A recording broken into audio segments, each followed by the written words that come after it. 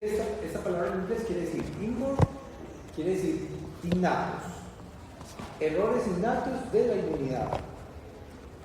Y el nombre anterior era inmunodeficiencias primarias. Aquí, ahí no está, pero era inmunodeficiencias primarias. Ya se llaman errores innatos de la inmunidad. Si yo les digo eso, ¿qué se les viene a la cabeza?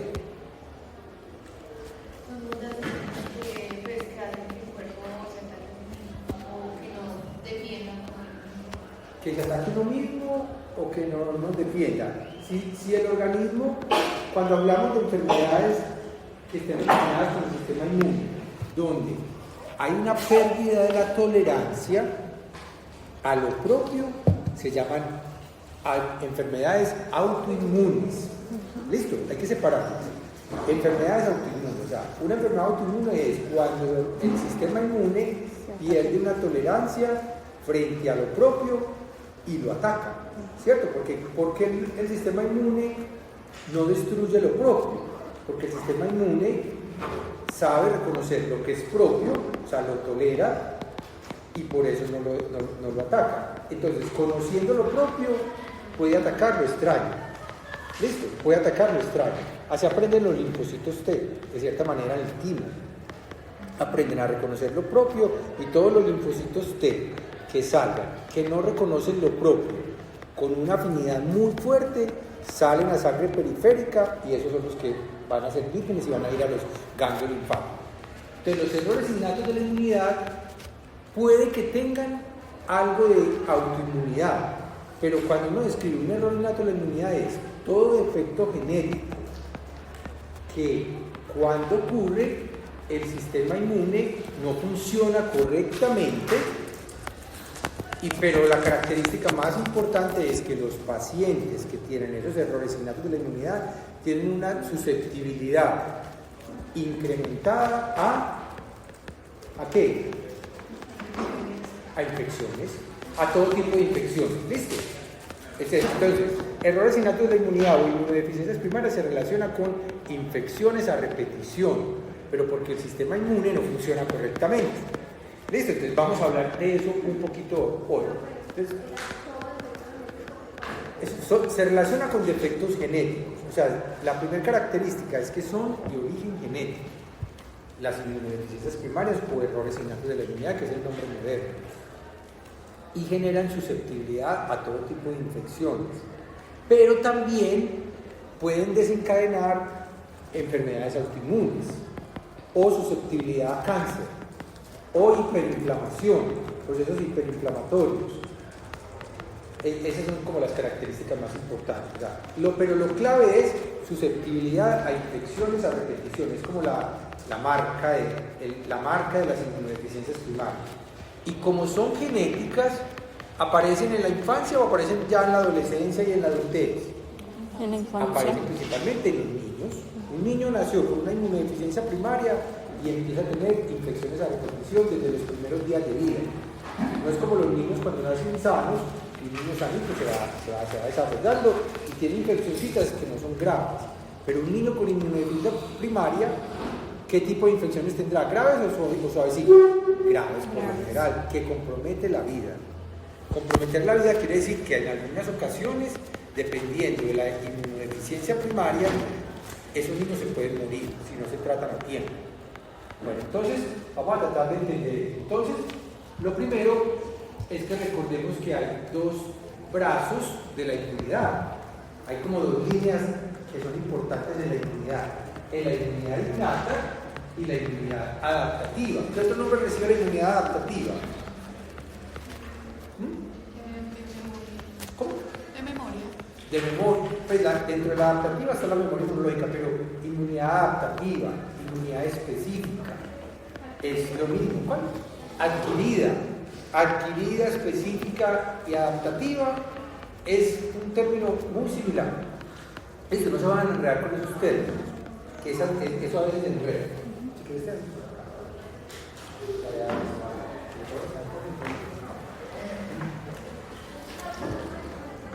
Entonces, la inmunidad innata es el primer mecanismo de respuesta que nosotros tenemos frente a los microorganismos, ¿cierto? O sea, es rápida, Las células fagocíticas fagocitan rápido los microorganismos, los destruye, el complemento se activa, se induce la inflamación, se producen proteínas de fase aguda, las células NK están preformadas ya acá en el tejido para atacar infecciones virales y todos los componentes de la inmunidad innata.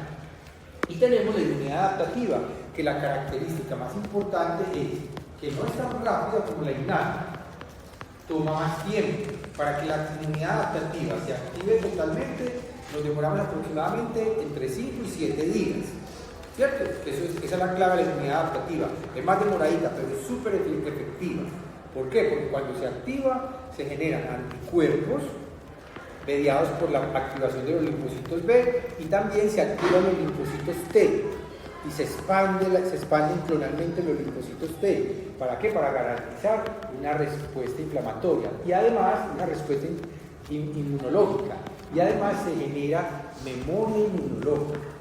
Más o menos el 5% de los linfocitos T y B que se activan en la respuesta inmune se quedan como células de memoria. Listo, ¿para dónde se va? Más o menos el 5%, el 95% se mueren después de la homeostasis en la activación de la respuesta inmune, cuando se está terminando.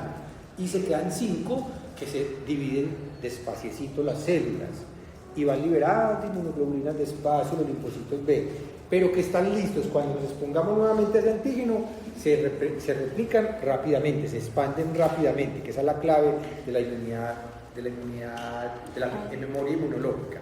Muchachos, los errores innatos de la inmunidad pueden ocurrir tanto en la inmunidad innata como en la inmunidad específica. Listo, en ambos tipos de inmunidad ocurren errores innatos de la inmunidad. Bueno, si existen inmunodeficiencias primarias o errores innatos de la inmunidad, que les dije que es como el nombre moderno, quiere decir que existen inmunodeficiencias secundarias. ¿Cuáles creen ustedes que son las inmunodeficiencias secundarias? Que no vamos a hablar de ellas tanto, pero por lo menos tenemos que mencionarlas. Las que se desarrollan con los adultos. Por ejemplo, ¿cuál?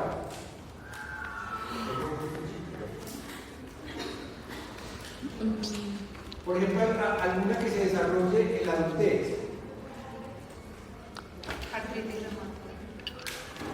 La artritis reumatoide es una enfermedad autoinmune. Estamos hablando de una enfermedad, pero quiere decir, no te preocupes, porque los estudiantes cuando están viendo inmunología tienden a confundir inmunodeficiencias primarias o errores innatos de la inmunidad, enfermedades autoinmunes y alergias. O sea, como que las tres cosas estuvieran en el mismo paquete.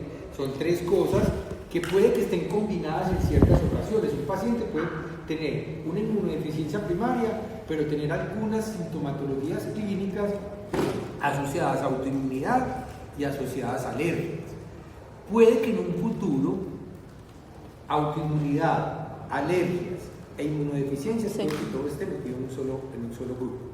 Pero no se pueden agrupar totalmente porque no todas las alergias casi todas apenas están empezando a asociar enfermedades autoinmunes con defectos genéticos. Lo que pasa es que no está muy claro. Entonces por eso no está entre las inmunodeficiencias primarias o los errores innatos de la inmunidad, porque todos tienen un origen genético. Entonces las inmunodeficiencias secundarias, ¿cuáles serán? No son las enfermedades autoinmunes. El VIH, bien. Cuando una persona, usted nació bien, cualquiera de ustedes, pero ojalá que no pase, se infectó por el virus del VIH, ¿cierto? Y les da SIDA, que es el síndrome de inmunodeficiencia humana, donde el virus destruye los linfocitos T CD4. Imagínense ustedes sin T helper, que son las células ayudadoras, porque todo el virus las destruyó todas. ¿Eso qué genera? Si usted no tiene T helper, ¿qué pasaría? Se afecta mucha parte de la inmunidad específica, la inmunidad adaptativa, porque los linfocitos T ayudadores son súper importantes al producir citoquinas.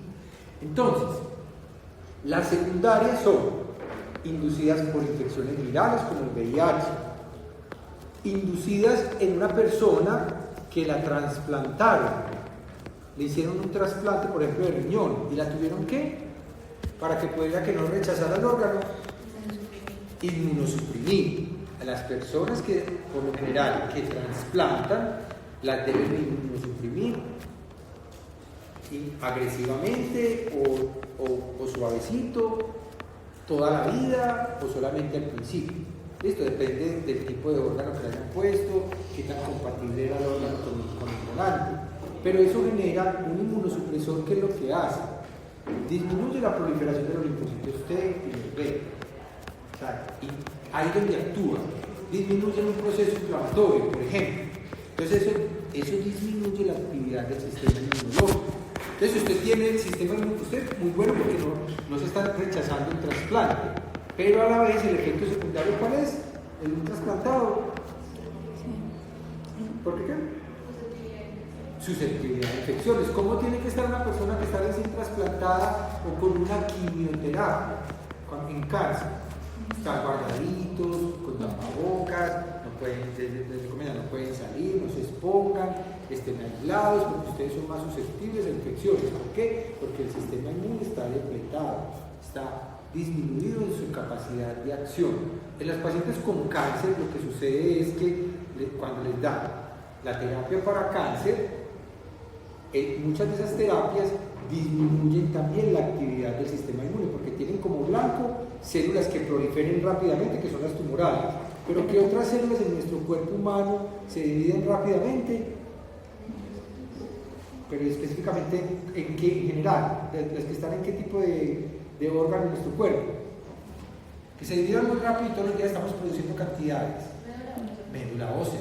Si usted tiene médula ósea, quiere decir que está produciendo células todo el día. ¿Qué células? Eritrocitos, linfocitos, neutrófilos. Acuérdense que son células que las estamos produciendo permanentemente y que también se están muriendo. Entonces todo el día hay proliferación. Entonces las terapias para cáncer afectan en algunas ocasiones, dependiendo del tipo de terapia, la proliferación celular en médula ósea o inactivan el sistema inmune. ¿Listo? Entonces, esas personas tienen una susceptibilidad incrementada a tener infecciones y tienen una inmunodeficiencia secundaria. ¿Y cuál es la inmunodeficiencia secundaria más común en Colombia, por ejemplo? ¿Cuál se imaginan? Que cause que el sistema inmune no funcione bien, pero no es porque nació con el defecto genético. O sea, ¿cuál es la inmunodeficiencia secundaria? Que ustedes piensen, es la más común en Colombia y que predisponga más a las personas a sufrir infecciones. ¿Cuál? A ver, alguna que se le tenga en la cabeza. Una condición especial en la población. La nutrición. Un niño desnutrido o un adulto mayor desnutrido tiene problemas también, tiene infecciones a repetición. Vayan a una zona de la ciudad, aquí cerquita de nuestra universidad, donde hayan niños que no tengan una adecuada nutrición, tienen incrementada la susceptibilidad de infecciones. Va a encontrar con infecciones en piel, infecciones en el tracto respiratorio, infecciones en el tracto digestivo. Pero es por las condiciones higiénicas. Pero a eso asóciele también la desnutrición, porque la nutrición es, si usted no come proteínas suficientes, usted no está consumiendo alimentación con buena fuente proteica, buena fuente de todos los requerimientos vitamínicos, etc., la médula ósea no funciona bien. Y hay una caída, hay una anemia. ¿Qué tiene un niño cuando está desnutrido? Anemia. Anemia, ¿pero por qué la anemia? La anemia es porque la hematopoiesis no está funcionando bien, porque no está consumiendo hierro, por ejemplo. Entonces, tiene la anemia, pero como los glóbulos rojos vienen también de médula ósea y los blancos también, pasen eso a los glóbulos blancos, pasa lo mismo. Se disminuye la cantidad de linfocitos T, la cantidad de linfocitos B, la capacidad de producir leucocitos, la capacidad de los linfocitos para producir citoquinas, que son proteínas, porque ¿de dónde van a sacar los aminoácidos para producir esas proteínas, cierto?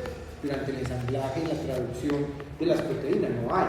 Entonces, la causa más común de inmunodeficiencia secundaria en un país como Colombia, donde hay tantas desigualdades, es la nutricional.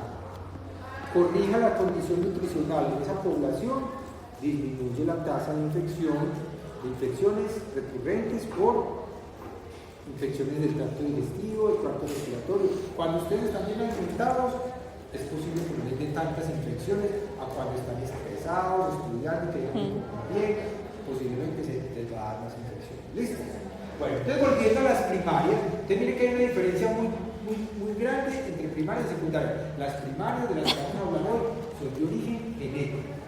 Entonces, bueno, y otra pregunta que ustedes se pueden hacer es, si existen aproximadamente entre 2.000 y 2.500 genes del genoma humano que se encargan de producir proteínas del sistema inmunológico o moléculas que están asociadas al sistema inmunológico, y en total son 23.000 genes. O sea, nuestro genoma humano tiene más o menos 23.000 genes, de los cuales solamente 2.500 son para el sistema inmunológico, para producir el gen de la citoquina tal, de la proteína tal, de cascada de señalización tal. Ahí suma más o menos 2.500. Entonces, si esto es una enfermedad genética, potencialmente, ¿cuántos defectos podemos encontrar? Es genética. Es una enfermedad de defecto genético. Y si hay 2.500 genes que están asociados al sistema inmune, potencialmente, ¿cuántos defectos vamos a encontrar? 2.500. 2.500, ¿sí o no? Yo diría 2.500. Si son 2.500 genes del sistema inmune, hay una probabilidad muy alta de que ocurra una mutación en cualquiera de esos 2.500 genes. Bueno, ¿qué les cuento de eso? Hasta el momento se han encontrado aproximadamente 500 defectos. 500 defectos. ¿Listo? No se han podido clasificar de 1.500 errores innatos de la inmunidad. Solamente 500.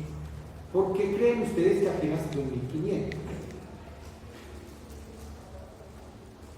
O sea, cuando un niño tiene un error innato de la inmunidad, está muy grave, ¿cierto? Lo hospitalizan, por lo general, en esos 500 casi todos son muy graves. Los otros 2.000 puede que no sea tan grave, entonces no se estudia. Puede que no sea tan grave, eso. Puede que tengamos un rayoncito en el sistema inmunológico y que nos genere una susceptibilidad a infecciones, pero no es leve, y que la logremos superar. Puede que sea la inmunidad innata, pero que la infección sea muy grave, porque es la primera respuesta frente al microorganismo. La inmunidad innata es muy importante. Cuando uno nos infecta la primera vez contra un microorganismo, la inmunidad innata tiene un papel fundamental. En una respuesta secundaria, en una exposición secundaria, la inmunidad innata puede que sea importante, pero ya la inmunidad adaptativa es la 1A. Y usted puede tener un defecto en la inmunidad innata que en la primera infección le fue mal, pero ya cuando supera esa primera infección y a los 6 meses se vuelve a infectar, ya pasa desapercibida porque la adaptativa cubre toda esa necesidad de respuesta inmune. Listo, queda enmascarada. Entonces, esa puede ser una de las explicaciones. Lo otro es que o no nacen, ¿sí o no? O es un defecto tan grave que es incompatible con la vida, que el sistema inmune, como está organizado, digamos que dentro del sistema inmune están células tan importantes del cuerpo como los linfocitos T, los B, los neutrófilos, los macrófagos, la MK.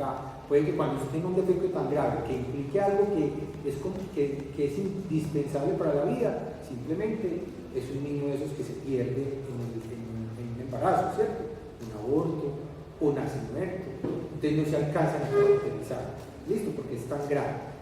Y la otra puede que todavía son mutaciones tan graves que puede que no ocurran en la naturaleza, en esas zonas genómicas, de una manera muy frecuente. Entonces no se den los casos. O si se da el caso, es un niño que llega al hospital, lo hospitalizan, lo tratan de manejar, pero se muere. Y nunca lo caracterizan genéticamente, porque para usted poder clasificar el error innato de la inmunidad, y si esto es de origen genético, hay que saber el origen, cuál es el gen que está afectado. Listo, entonces muchachos, eso para contarles que los errores innatos de la inmunidad ocurren tanto en la inmunidad adaptativa como en la innata. Entonces, vamos a hablar un poquito de inmunidad innata para que después pasemos a los errores en la inmunidad adaptativa. Ustedes recuerden que componentes buenos o componentes importantes de la inmunidad innata son las células fagocíticas, que hay cuáles están, los neutrófilos, los macrófagos, las células dendríticas. Hay una presencia sensadora, los macrófagos, los neutrófilos no presentan antígenos, pero son súper buenos fagocitando. Lo más importante es que ellos son muchísimos en sangre y llegan rápidamente al tejido, entonces en volumen, en número de células cuando llegan a un tejido, eso es súper efectivo porque es un ejército completo entrando al tejido y a fagocitar microorganismos. La CNK, ¿para qué sirve? Para que ya acuerden por qué son importantes las CNK. Destruir. ¿Independiente de qué? Pero frente a qué tipo de microorganismos, en qué situaciones se activan. Virus y células virales. Entonces la CNK hace parte de la inmunidad innata, importante en la defensa frente a virus y tumores. El complemento, mire, son proteínas que se producen en cuál órgano. En el hígado. Todas las proteínas del complemento se producen en el hígado. Y el hígado todo el día está liberando complemento. Lo que pasa es que no está activo. Pero ustedes en este momento tienen complemento. Pero si se llegase a activar por la presencia de un microorganismo, es un arma súper eficiente para destruir y para potenciar la respuesta inmune. Entonces, eso es inmunidad innata. Y algunas barreras, las barreras físicas, como la piel, las mucosas, los péptidos antimicrobianos. Entonces, imagínense, muchachos, un daño acá, un daño aquí, un daño acá y un daño acá. Y vamos a ver unos ejemplos. Entonces, ¿por qué la inmunidad innata?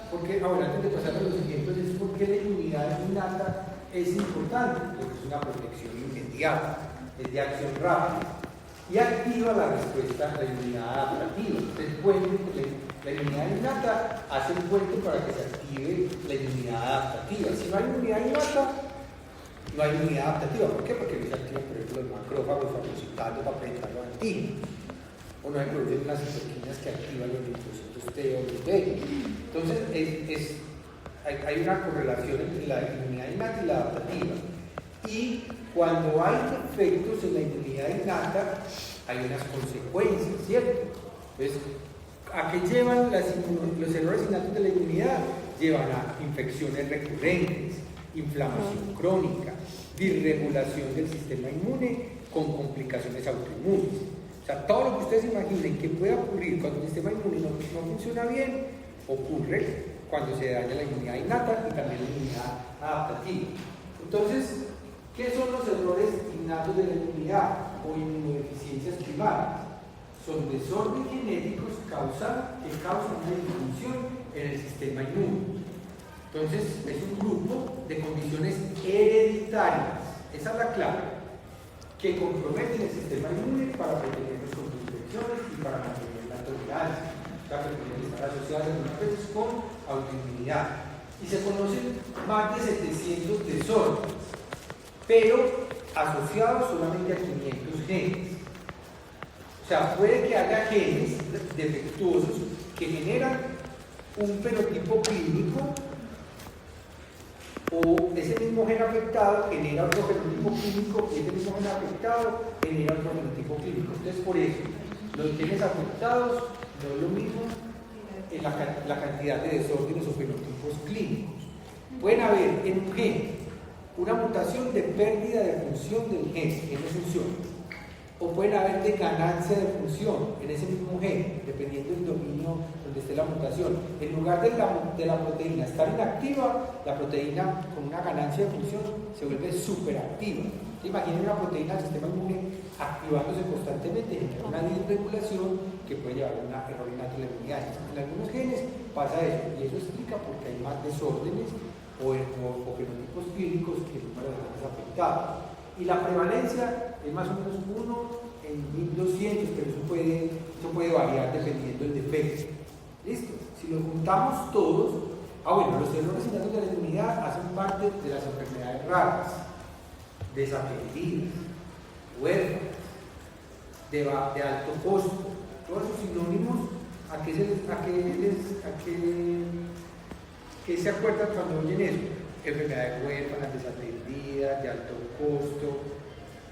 ¿Cuál es la otra, el otro término? Huérfanas, ya lo había dicho. ¿Eso de qué se acuerdan o a qué les suena eso? ¿Han escuchado hablar de esos términos? Son enfermedades que, como no son tan frecuentes en la población, ocurren esporádicamente, no es como la diabetes, por ejemplo, la diabetes tipo 1, la diabetes tipo 2, que son un poco más frecuentes, aunque la diabetes tipo 1 no es tan frecuente, pero la sí. Estos son raros, pero si usted junta todos los errores innatos de la inmunidad, todos, porque pueden haber diferentes, los 700 que estamos viendo ahí, eso sí es un grupo grande. Entonces son huérfanas porque casi nadie le gusta estudiar las enfermedades huérfanas, que son tan raras, muy difíciles de entender.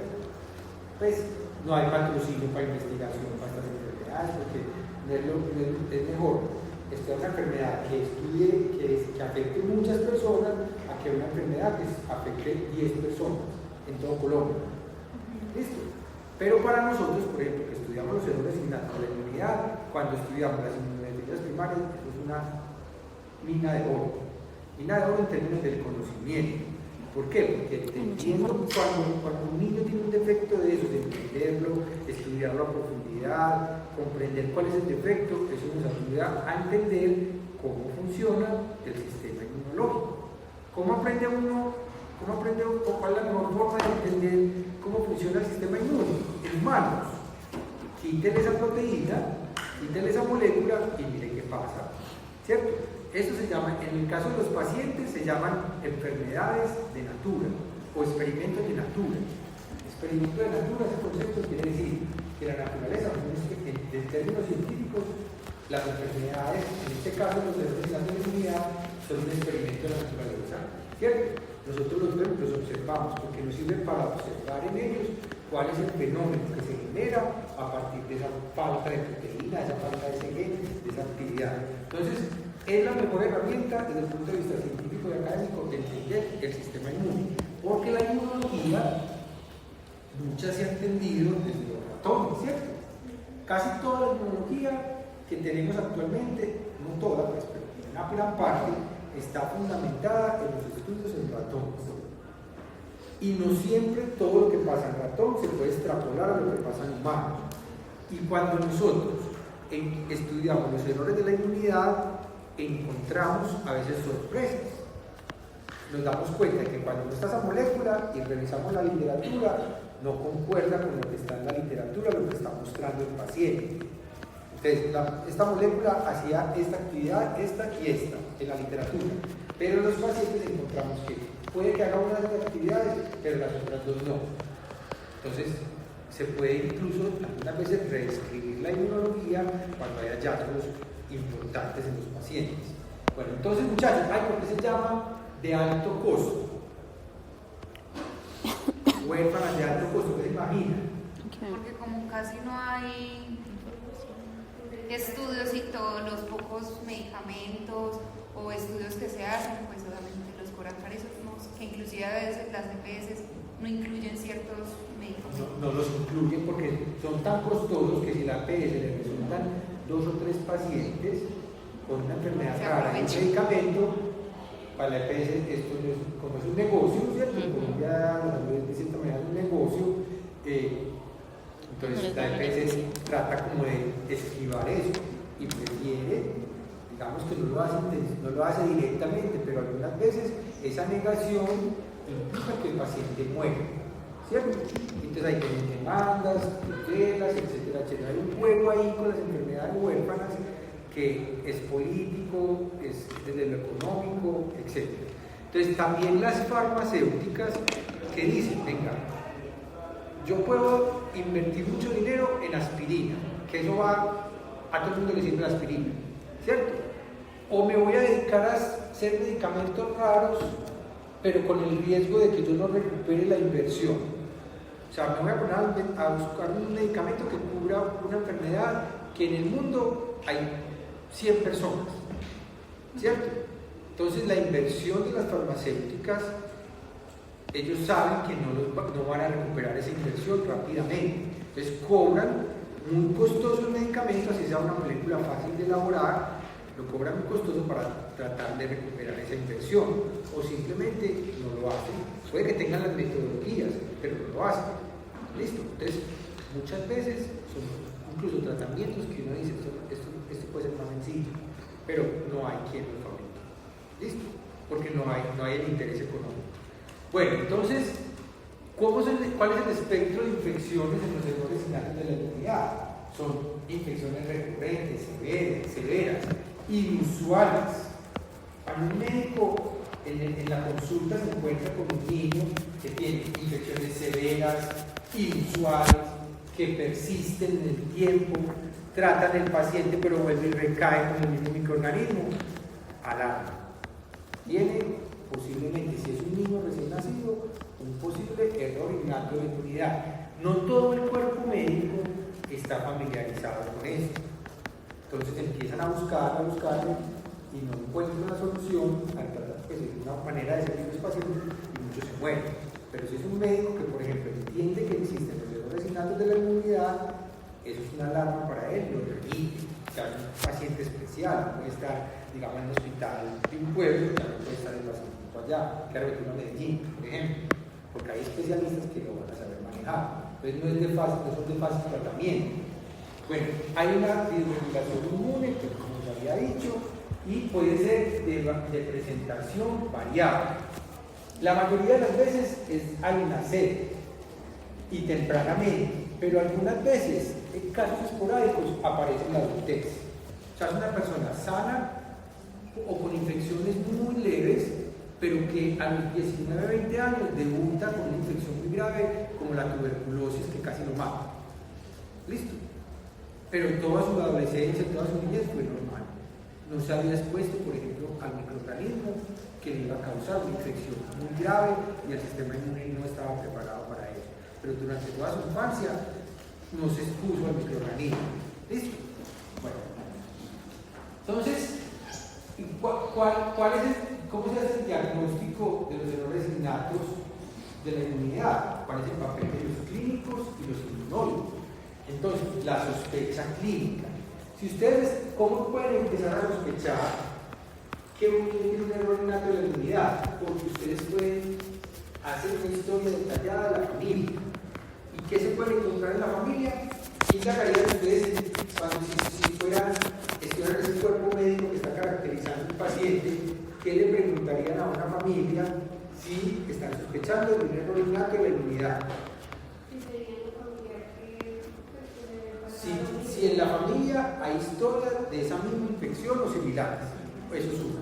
Segunda pregunta. Si digamos algún familiar tuvo un hijo y que murió a temprana edad. También varias pérdidas de niños, o que niños que nacen y se mueren, y cuando usted les pregunta de qué murió el hermanito del paciente que está actualmente en el hospital, le dio una cosa en el cerebro que se le inflamó y el niño se murió con una fiebre muy alta. Usted sospecha que es un proceso infeccioso, aunque no haya una historia clínica completa, pero genera sospecha que un niño haya muerto de una infección, algo en el cerebro que le inflamó, una fiebre muy alta, posiblemente una meningitis, ¿cierto? Listo. ¿Y qué otra cosa preguntarían si es hereditaria? Como son hereditarias, uno pregunta, indaga si hay qué en la familia, entre los padres, si hay qué, hay consanguineidad, si son consanguíneos. Consanguineidad quiere decir que se casan los primos, o se casa un primo, una tía con un primo, puede pasar. ¿Listo? O sea, hay consanguineidad, o sea, se casan y tienen hijos entre familiares. Y esos matrimonios o parejas, cuando tienen hijos, producto de esa familia, cuando tienen hijos, ¿qué tipo de enfermedades genéticas tienen mayor probabilidad de adquirir? Los descendientes, los niños. ¿De qué tipo? Autosómicas dominantes, recesivas, ligadas al X. Recesivas, autosómicas recesivas, porque se necesita un alelo mutante del padre y un alelo mutante de la madre, y el niño adquiere los dos y es homocigoto para los dos defectos y presenta la enfermedad. Pero si usted ve que, o sea, en el caso de las autosómicas recesivas, por lo general los padres son sanos y no hay historia familiar porque los padres son portadores. Pero si usted encuentra una familia donde le digan, venga, es que esta enfermedad, esta infección en la piel por este virus, por ejemplo, papilomavirus y verrugas en piel, mis padres me mencionaron que el abuelo y el tatarabuelo también la tenían. Viene de generación en generación. ¿Esa de qué tipo es? Dominante. autosómica dominante. Cuando usted ve de generación en generación varios afectados, independientemente del sexo, autosómico dominante, porque un solo alelo defectuoso es suficiente para que se presente la enfermedad. Y si usted ve que son solo niños, hombres, varones, es una enfermedad ligada al sexo, al cromosoma X, por ejemplo. Entonces, uno indaga, la sospecha clínica puede empezar desde ese tipo de preguntas. Papá, venga, ustedes. Entonces, si no es un médico bien entrenado, que tenga esa capacidad de pensar en que es algo genético, es posible que se le escape ese dato.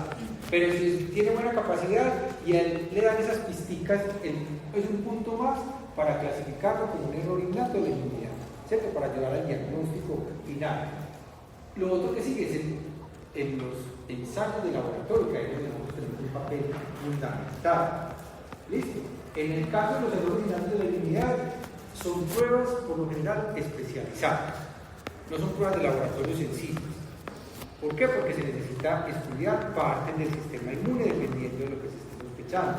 Pero tampoco son tan especializadas, porque un hemoleucograma nos puede arrojar información. Si usted ve que un hemoleucograma, por ejemplo, hay una neutrofilia y es persistente en el tiempo, usted dice, venga, aquí hay algo en la respuesta inmune porque hay muchos neutrófilos. Usted puede hacer también una titulación de inmunoglobulinas. ¿Qué quiere decir eso? Titulación de inmunoglobulinas. ¿Qué se les ocurre con esa palabra? Titular las inmunoglobulinas. ¿Cuáles titularían? IgG. Medirlo, titular quiere decir medir los niveles, la concentración de IgG en sangre, de IgA doble, en mucosas, en la saliva, una plastica de saliva, cuánto inmunoglobulinaje A hay en la saliva, o en la vagina, o en materia fecal.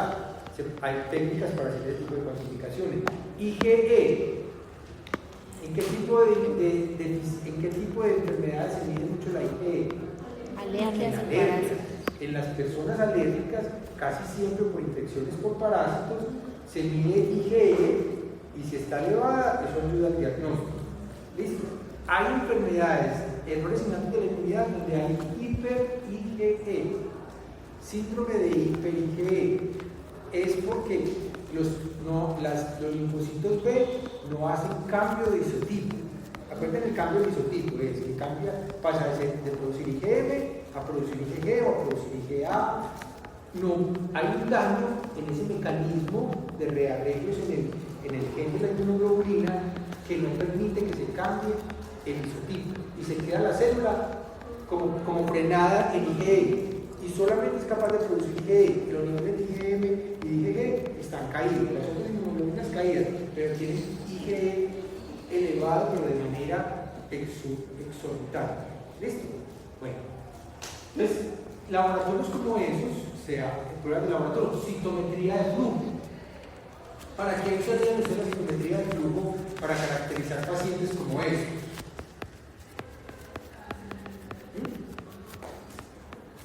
¿Qué es la citometría de flujo? ¿Qué te acuerdas? Ayuda a caracterizar las células. Por tamaño y complejidad, ¿cierto? Muy bien, por tamaño y complejidad. Si una célula tiene muchos gránulos, el citómetro de flujo tiene la capacidad de diferenciar. Si es muchos gránulos, la va a clasificar como un neutrófilo, por ejemplo. Si es una célula muy grande, un monocito macrófago. Si es una célula que no tiene núcleo y que tiene una protuberancia en el citoplasma, es un eritrocito, ¿cierto? Entonces, el citómetro de flujo es una herramienta poderosa. Entonces, yo puedo, por citometría de flujo, si yo estoy sospechando que el paciente no tiene linfocitos, el hemoleucograma sabe que tiene linfocitos. El hemoleucograma puede diferenciar entre T y B. El hemoleucograma le dice a usted linfocitos totales. Pero si usted quiere, usted está sospechando el paciente, cuando usted le determina las inmunoglobulinas, todas están por el suelo. Todas. En un paciente, ¿listo? ¿Usted qué sospecharía si las inmunoglobulinas están caídas todas? ¿Qué tipo de célula está afectada? Los linfocitos B. ¿Y cómo compruebo yo que los linfocitos B están en sangre periférica en una cantidad correcta? Citometría de flujo. hago con el citómetro, marco con qué marcarían ustedes en el flujo para diferenciar T de B. C de 20 o C de 19, muy bien. Y todos los linfocitos T, y los linfocitos T. ¿C de qué? C de 3 y si quiere ser más específico, si son citotóxicos y son ayudadores, C de 4 y C de 8. ¿Listo? Todo eso es citometría del flujo. Entonces, ese tipo de pruebas se utilizan en el laboratorio. Y al final, o esto puede ser de manera rápida también, ya actualmente un médico tiene un paciente como esos, manda las pruebas de laboratorio y de manera simultánea ordena una confirmación genética. Si la aproximación clínica ya lo está guiando el paciente, al médico, oiga, este niño tiene que tener un error en la inmunidad, esto no es normal que este niño está bien alimentado, no está inmunosuprimido, no tiene el VIH negativo, descarte todo lo secundario. Primero descartamos lo que sea inmunidad secundaria, un niño que viene de una mamá que lo está alimentando permanentemente con leche materna. No está inmunosuprimido, no está en ninguna terapia para cáncer, no está trasplantado, no toma ningún medicamento que sea inmunosupresor. Entonces, venga, tiene que ser una inmunodeficiencia primaria, hagamos una confirmación genética. Entonces, ¿qué creen ustedes que es la confirmación genética? ¿Qué se haría? ¿Qué tipo de secuenciación utilizarían ustedes para determinar mutaciones actualmente, pero en muchos genes al mismo tiempo? ¿Cómo es que llamas qué tipo de secuenciación? Shot 1. ¿Cuál? Secuenciación de nueva generación. NGS, Next Generation Sequencing. WES, Whole Exome Sequencing. Es secuenciación masiva del genoma, pero que puede ser un panel. O sea, un panel quiere decir, venga, no me secuencien los 23.000 genes, sino secuencien cuáles genes que me interesarían a mí en un caso de un error innato de la inmunidad. Los 700 que están ahí, o los 500 que ya se saben, o yo me puedo ir más allá y yo digo, no, venga, háganme un panel de los 2.500 genes que están asociados a la respuesta inmune. A ver si me salen dentro de esos 2.500 los que ya se conocen que son defectos bien caracterizados, los genes que están involucrados, que ya se sabe, un error innato de la inmunidad, o que me salga una mutación rara en un gen del sistema inmune, pero que nadie antes lo había encontrado, ¿cierto? Nadie antes lo había descrito. ¿Me entendieron ese concepto? Entonces, en este momento, un especialista, un pediatra, un infectólogo, puede ordenar con la ayuda del genetista rápidamente una prueba genética y en un mes, no es tan rápido, un mes y medio, si tienen el resultado y con los ensayos de laboratorio pueden hacer el diagnóstico completo y enfocar el tratamiento del paciente. ¿Listo? Bueno. Entonces vamos a ver inmunodeficiencias que lleven a defectos en la inmunidad innata. Unos ejemplitos rápidos. Entonces, en inmunodeficiencias en la inmunidad innata pueden haber defectos en los fagocitos. ¿Qué no haga el fagocito? ¿Qué hacen los fagocitos? ¿Qué hace la fagocita? Fagocita, ¿cierto? Come. Esto es un microorganismo, se come este celular. Lo fagocita, pero para fagocitar tiene que tener receptores del complemento, de las inmunoglobulinas o receptores de los PAMs. Y imagínense, cada una de esas moléculas es una de esas 2.500 moléculas del sistema inmune. Entonces, una mutación, por ejemplo, un receptor FC, un receptor del complemento, una mutación en el TLR, entonces puede llevar a un defecto en las células fagocíticas. Lo otro es que la célula fagocítica come bien, fagocita bien, pero ¿qué es lo que se forma cuando se fagocita el microorganismo? La vacuola fagocítica, la vacuola fagocítica o el fagolisosoma maduro, que no se madure bien el fagolisosoma. Entonces, ¿por qué? Porque hay un defecto en el transporte de las enzimas o porque no se activa el sistema NADPH oxidasa, que es el encargado de producir radicales libres de oxígeno. Entonces se puede presentar enfermedad o deficiencias del complemento. El hígado tiene en los genes, en las células hepáticas, hay una mutación en un gen que se encarga de producir el C3, el complemento, y no el C3. ¿Listo? O que las células NK no estén correctamente formadas o que tengan un defecto de las NK. Ya vamos a dar unos ejemplos de eso y a qué puede llevar. Entonces, bueno, esto ya está. Bueno, entonces, enfermedad granulomatosa crónica. ¿Han habido escuchado hablar de esa enfermedad? Chronic Granulomatous Disease. Así se llama la enfermedad en inglés, o CGD. En español es enfermedad granulomatosa crónica. Esto es un defecto en el cual las células fagocíticas fagocitan, pero cuando se están produciendo los ROS por el sistema NADPH oxidasa, no se produce ácido superóxido, no se produce peróxido de hidrógeno, ácido hipocloroso, que son sustancias que son olvidosas, ¿cierto? Son como muy agresivas, porque sí, son muy inestables. Son moléculas que son tan inestables que empiezan a reaccionar con todo. Entonces se produce O2-, que es el ácido superóxido, y se transforma rápidamente en peróxido de hidrógeno. Y ese peróxido de hidrógeno, el superóxido, se pega rápidamente en una bacteria, en los lípidos, en las proteínas, en el DNA, y destruyen la bacteria. Porque son muy inestables, son especies reactivas, reaccionan con todo.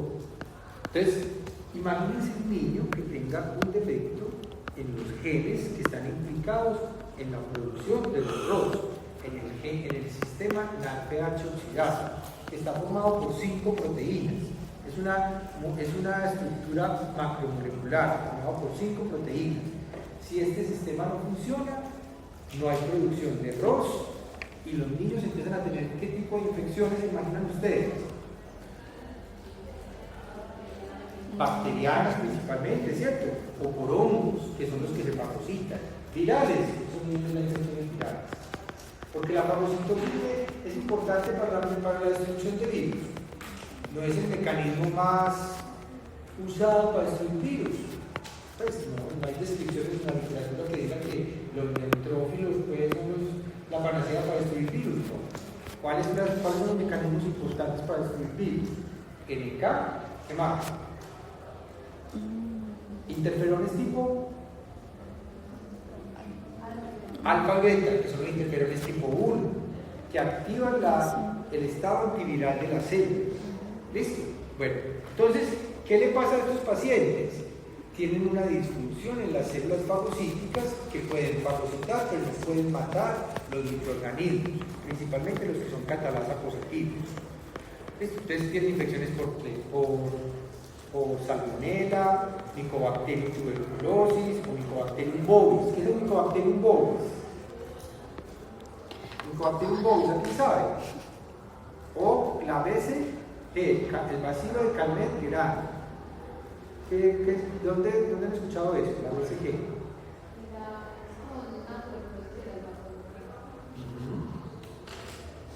Pero, ¿eso tiene alguna relación con alguna vacuna? ¿Cuál? ¿Sí?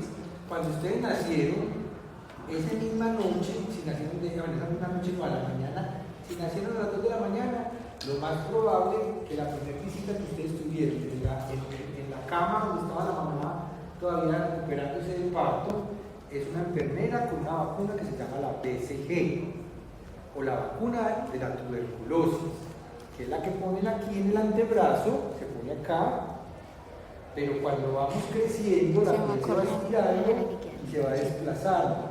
Por lo general pasa eso, se desplaza y se termina ubicando en esta zona. ¿Listo? Pero inicialmente la pusieron acá. Es una bacteria, es el Mycobacterium bovis, que se llama también el bacilo BCG o bacilo de Calmette-Guerin. ¿Qué es? Mycobacterium bovis atenuado, pero está vivo. Entonces a un niño con un error innato de la inmunidad como esto le pongo un bacilo de Calmette-Guerin el día que nació, está vivo. ¿Qué le puede pasar?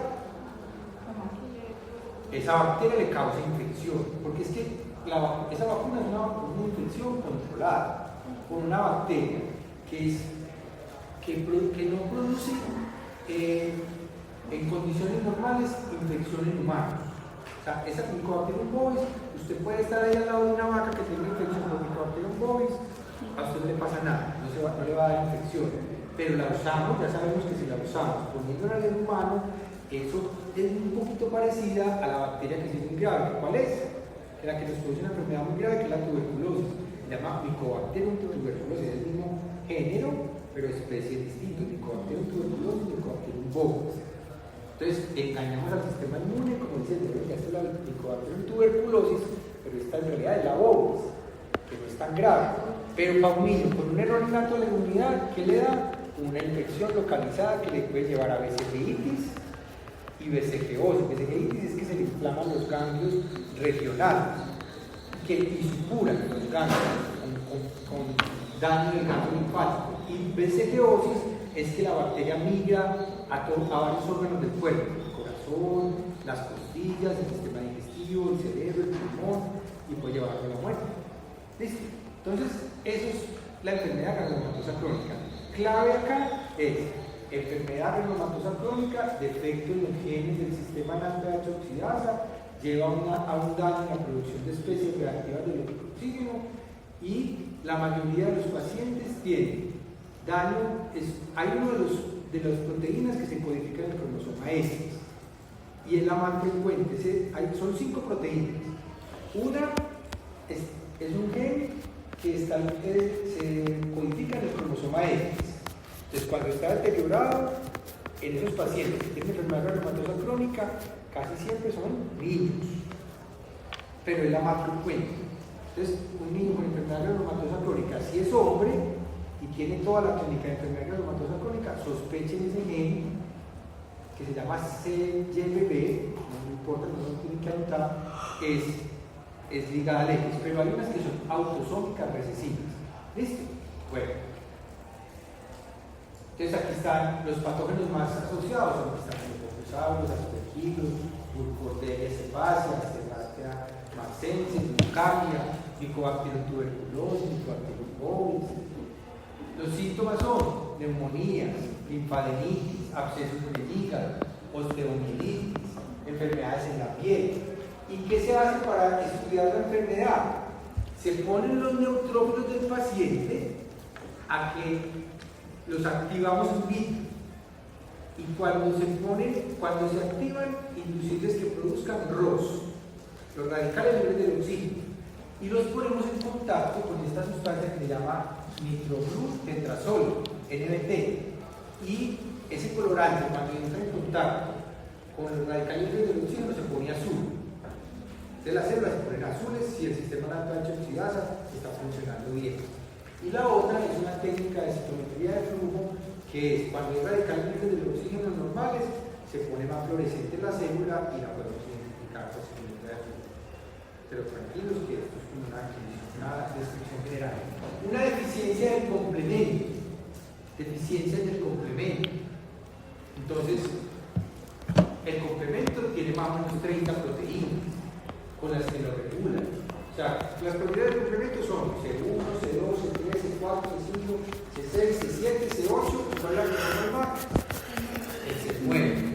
Pero hay otras, porque son 30, porque hay otras que lo regulan, lo activan, lo desactivan, eso todo lo suman entre 20 y 30 proteínas. Entonces pueden haber defectos en el complemento. Entonces, ya hay unas que están bien caracterizadas, hay unas deficiencias. En la vía clásica, en la vía alternativa, o defectos en la parte terminal de la activación del complemento, en el C5A, del C5 al C9. Entonces, ¿qué tienen los pacientes? Vean, infecciones por bacterias encapsuladas, porque para destruir bacterias encapsuladas se necesita una cosa tan potente como el complemento para que le haga huecos a esa cápsula. Dígame una bacteria encapsulada. Busquen si tienen ahí como buscar bacterias que sean encapsuladas. Ahí rapidito.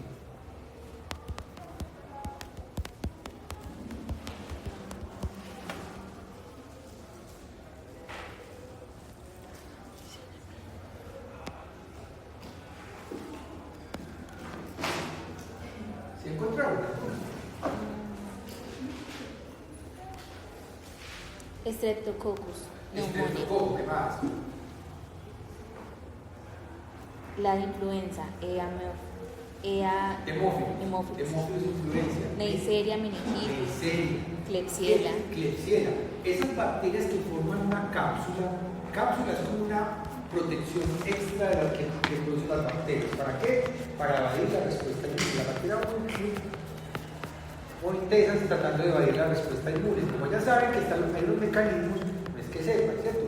Piensen en la presión evolutiva. Constantemente la lucha del sistema inmune con los microorganismos.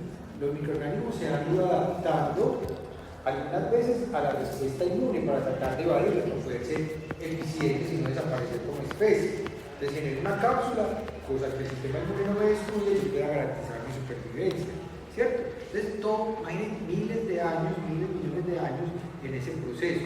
Entonces, ya se sabe, si usted tiene infecciones por Neisseria meningitis o Neisseria gonorrea, o infecciones por otras encapsuladas, cuando no tiene complemento correctamente, quiere decir que el complemento es súper importante para destruir qué tipo de microorganismos encapsulados, ¿cierto? ¿Cómo podemos comprobar eso?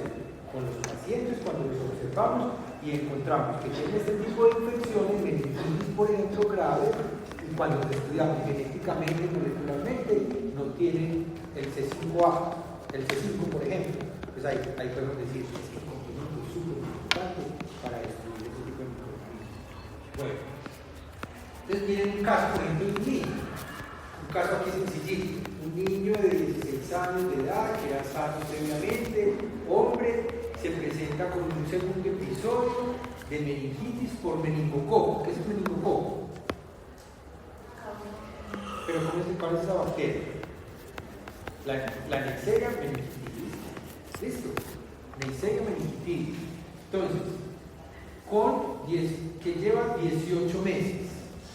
Ambas infecciones requirieron un cuidado intensivo, o sea que el niño fue a la UCI, los cuidados intensivos, pero se recuperó completamente después de que lo trataron.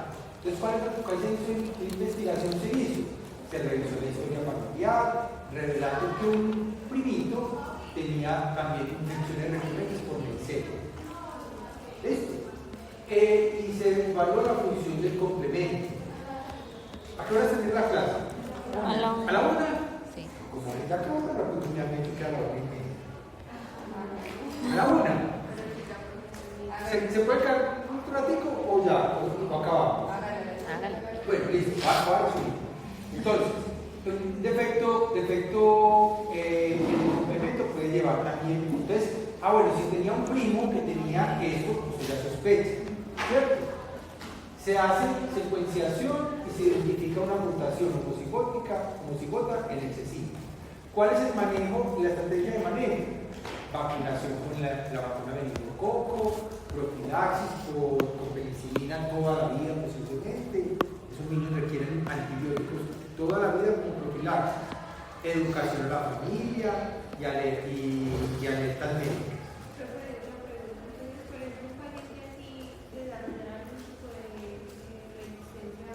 A los antibióticos también.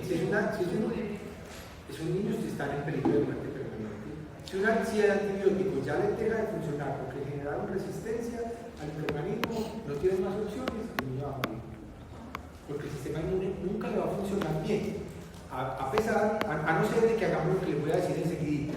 Bueno, muchachos, les mostré dos defectos genéticos. Claro, yo les voy a mandar las diapositivas y las miran, porque hay otros ejemplitos. Pero lo van a mirar con tranquilidad y van a mirar el contexto de todas las diapositivas. Es como la tarea, ¿listo? Pero me voy a ir. Y no piensen que hay defectos solamente en la inmunidad innata. Hay defectos en la inmunidad adaptativa, donde los pacientes no tienen T, pero tienen B. O no tienen ni T ni B, ni linfocitos T ni B. O no tienen las moléculas que activan los linfocitos T o los B. Entonces, son defectos en la inmunidad específica, que puede ser muy grave. Entonces, van a ver aquí más adelante que hay unos ejemplos de inmunodeficiencias adaptativas, en la inmunidad tumoral como la inmunidad celular y combinada. ¿Listo? Bueno, entonces, me quiero ir al final para mostrarles más algo como perspectiva. ¿Listo? Entonces, aquí hay una tablita, miren la cuidado. Una comparación entre inmunodeficiencia innata, tumoral y celular y combinada. Hay un capítulo de un libro que se los voy a mandar solamente por curiosidad, para que lo miren, no lo tienen que estudiar, porque es muy largo y es maluco leer, aunque lo escribimos nosotros en el laboratorio. Pero ¿por qué es tan maluco? Porque es que son 500 defectos genéticos, todos descritos, agrupados. Es solamente para que miren el contexto, de que esto no es tan sencillo, pero acá hay unas enfermedades que nos ayudan a entender como lo que está pasando. Bueno, en todo caso, quiero llegar a esto, a la parte del laboratorio y qué es lo que puede pasar en estos pacientes. Ya vimos esta parte. Entonces, ¿qué se hace en estos pacientes? Se puede contar hacer un leucograma para tamizarlos inicialmente. Otra cosa, ensayos funcionales. Acá hay unos ejemplos, la hidroxicloroquina, o de actividad de complementos, citotoxicidad por la célula cervical, o medir los niveles de inmunoglobulinas. Mirar cómo están las inmunoglobulinas por citología de flujo y hacer el diagnóstico genético que ya se los había mencionado. En los niños, ¿qué sería lo ideal? Hacer el newborn screening. ¿Qué quiere decir eso? Como esto es genético, si yo sé que hay algunas inmunodefensas primarias que son más frecuentes, ¿qué tal si todos los niños que nacen en un país, como esta es una enfermedad tan cara, tan difícil de manejo, los niños se pueden morir? ¿Qué es mejor? Diagnosticar a tiempo para que el niño no se vaya a complicar y no le salga muy caro al sistema de salud. Es mejor diagnosticar, si usted diagnostica el niño rápidamente, el niño no se va a complicar, porque ya está diagnosticado y el manejo profiláctico va a ser rápido y él nunca va a llegar a la UCI. Entonces, lo ideal es hacer el diagnóstico genético al nacer. Nació el niño, ¿conocen algún diagnóstico genético que se haga en Colombia en los niños al nacer? Que le sacan sangrecita del talón. No. Ese es para, pues no es como para clasificar el tipo sanguíneo. Ese sí, pero que otra enfermedad que sea genética que se haga en un test de niños al nacer. La TSH neonatal. Anoten, ¿qué es la TSH neonatal y qué relación tiene eso con la caracterización de enfermedades genéticas raras rápidas? No es un error innato de la inmunidad, la TSH neonatal, pero es un ejemplo de enfermedad que se diagnostica con el newborn screening. ¿Listo? Entonces, hay unas enfermedades, unas técnicas que se llaman los TREX, que me pueden ayudar a los niños recién nacidos a caracterizarlos rápidamente y determinar si tienen esta inmunodeficiencia primaria que se llama inmunodeficiencia severa combinada, que tiene que ver con la activación de los T y los B. ¿Listo? Pero entonces, rápido. Pues hay países en el mundo donde esto se hace de rutina, como la TSH neonatal, y captan al año, en un país como Colombia, digamos que el potencial de captación sea que en el año se capten 10 pacientes de tantos miles de niños que nazcan en el año, no importa, son 10 pacientes, ya están caracterizados y es un gran ahorro para el sistema de salud, porque esos niños, si no se hubieran detectado rápidamente o se mueren, pues que es lo más grave, o el sistema de salud, la implicación que tiene es algo muy grave. Entonces, si existe esto y es gratis, o si usted tiene cómo pagarlo, yo lo haría, ¿no?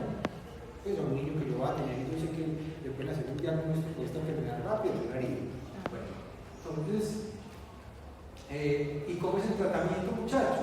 Entonces hay que prevenir las infecciones. ¿Cómo? Con medicamentos profilácticos, como antibióticos, antimicóticos o antivirales. Entonces aquí hay trimetoprimsulfa, acitromicina, nitrofuranol antifúngico, orifenazol, entre otras moléculas. Esos niños constantemente tienen que estar tratados. Otro es reemplazo con inmunoglobulina. Si es un niño que nace y no produce anticuerpos, usted le detecta los niveles de anticuerpos y no tiene anticuerpos por el suelo. ¿Cómo reemplazar? ¿Cómo yo podría garantizar la vida de ese niño con un tratamiento? Le aplico inmunoglobulinas humanas a ese niño. ¿Cómo las obtengo? Cojo 1000 donantes, soy una farmacéutica y contacto 1000 personas, les pago, porque no, si vas a hacer un negocio, les pago, les digo, bueno, cada 3 meses ustedes van a donar 500 mililitros de sangre y los voy a tener a ustedes súper caracterizados, que no van a tener infecciones, pues por enfermedades virales, por ejemplo, hepatitis, VIH, etc. Y de su sangre voy a obtener sueros. Y voy a juntar los sueros de las 1000 personas.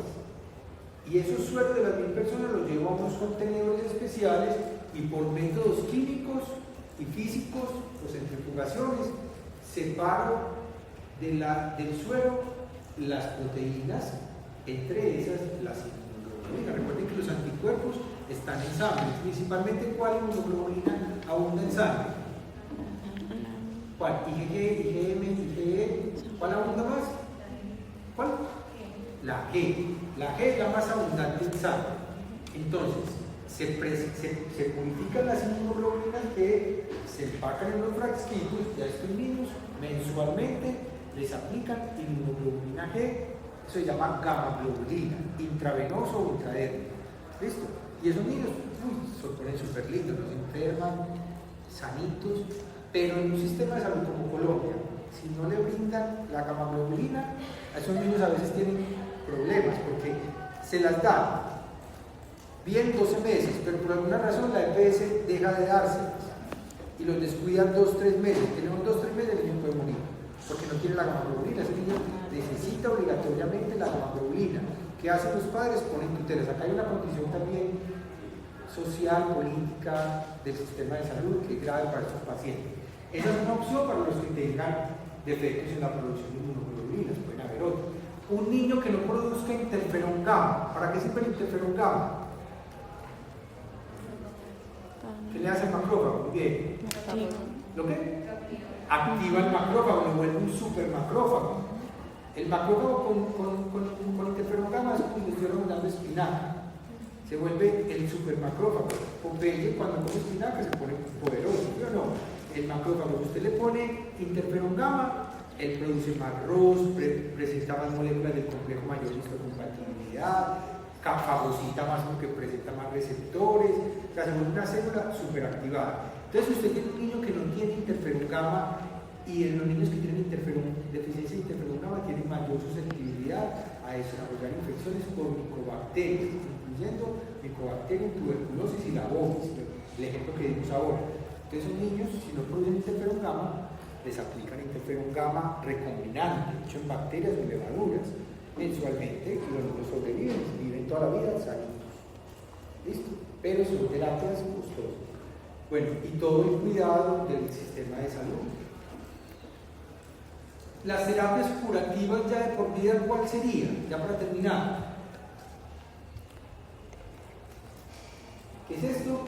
Trasplante de... Trasplante de médula ósea. Como son defectos, muchas de ellas son defectos en células sanguíneas. Entonces, como un niño de esos, está en temprana edad, bien caracterizado, sabemos el defecto, tiene un hermanito, son histocompatibles, hago una ablación del niño, de la médula ósea del niño que va a recibir la médula ósea del hermanito. ¿Cómo harían ustedes una ablación de la médula ósea? ¿Qué es eso de ablación de la médula ósea? ¿Qué hacen los pacientes? Cuando trasplantan médula ósea, yo al principio cuando no había leído nunca eso, yo decía, le pasan un hueso. Pues la médula ósea, eso se sacan la médula ósea, cortan el hueso, el fémur. Yo imaginaba, cortan el fémur, sacan, hacen un raspado de la médula ósea del fémur, vuelven y tapan el huesito del que no, y eso se lo ponen al niño que va a recibir. Y eso es así, pero miren cómo lo hacen. Al niño que va a recibir, al receptor, le hacen una ablación de la médula ósea. O sea, hay que limpiar la médula ósea para que las células originales de él se mueran todas. Se le dan unos medicamentos especiales que matan, ese medicamento, el blanco, son las células hematopoyéticas y las baja a un nivel casi que cero. Entonces el niño está en tratamiento una semana, aislamiento total, está el niño suprimido, pero mientras tanto van preparando el donante. ¿Y el donante cómo hace para sacar la célula de médula ósea? Le dan un medicamento también que induce la salida de células inmaduras desde médula ósea que salgan a sangre periférica. Y le hacen una extracción de células de la sangre y una clasificación de las células por métodos de centrifugación y separación vectorial, y purifican esas células madres hematopoyéticas.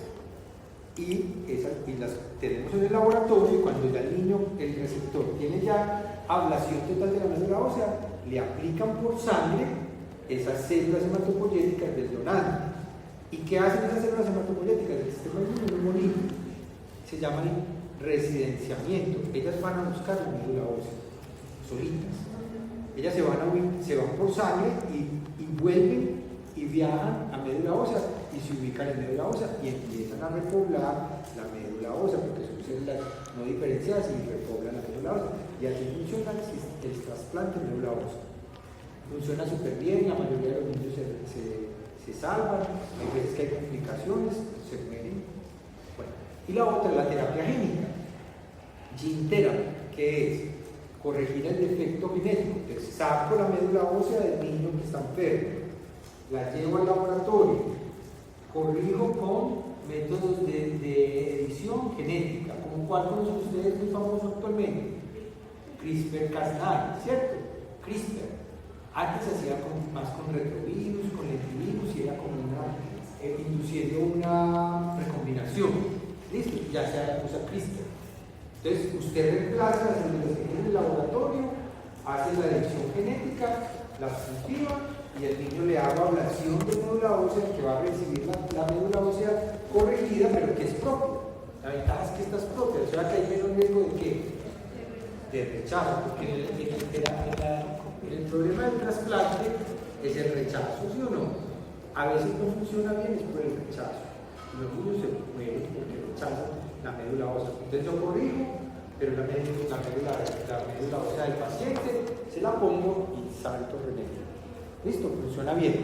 Funciona muy bien en la teoría, pero todavía no es una terapia que se use pues, de manera amplia. En Colombia, por ejemplo, no se hace terapia génica. Sí se hace el trasplante de médula ósea, pero terapia génica se hace en Estados Unidos, Francia, Inglaterra, países más desarrollados que experimentalmente lo tienen también bien desarrollado. Y listo, muchachos, yo creo que será todo. Entonces, ahí para la diapositiva esta partecita y los puntos claves. ¿Listo? Muchos éxitos, muchachos. Ya están terminando el curso, ¿cierto? Sí. ¿Qué les falta? 2 parciales. Yo, 2 parciales. Y yo, 2 ¿Ustedes ya tienen parciales. parcial? El profe, ahorita estaba. El profe. ¿Cómo les ha parecido la tecnología? Bueno, Dura. Mucho tema, profe. Uy, sí, la primera unidad, esa era. ¿Cuál es la primera? ¿Cuándo vieron que hice? Para eso largo. ¿Será que está muy... como que se inclinaron más en el curso a nada? Uy, sí, profe. vino ahorita el profe. Va a gestionar la nada. Entraban los parciales. ¿Y la ¿De qué? adaptativa? De laboratorio. Cañando con eso. Pero eran 2 paginitas nada más. Sí. Y era. Que tenía muy ilusiones. No, él solo dijo que era ilusiones. Y dijo otra cosa más, pero estaban hablando y me dejaron escuchar. Y yo, profe, repita que hablan. No, repita.